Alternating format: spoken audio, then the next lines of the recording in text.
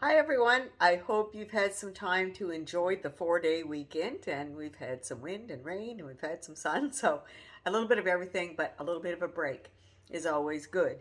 So I want to say what great discussions we had, especially on the exports of Nova Scotia, and I know that some of you were surprised at some of the things that we do export, and Nova Scotia actually does have a lot of exports. So good on you for researching and finding what some of those ones that you might have thought, wouldn't have thought, would be part of it. I will get your quizzes and your minute papers back to you. And this week, the focus is on part three of the marketing strategies plan, which is the last part. And in this part, we're going to talk about place and we're going to talk about price. So the place is pretty straightforward, and elaborate on that a little bit.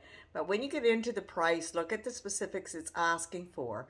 Reflect back to the activity paper that you did on break even pricing, or look back into your textbook.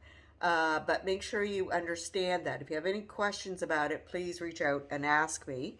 And in this section, we have 8 points that go to the conclusion of your project. So in that conclusion, it's kind of a snap, kind of like you have your executive summary, which is a snapshot of what's to come. In your conclusion, it's what you just saw, and I would include in there your recommendations.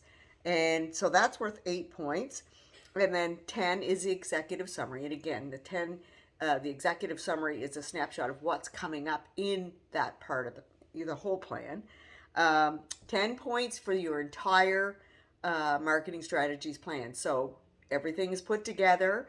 Any major things that you had to correct, you've done that, and you've passed in that final piece that looks perfect.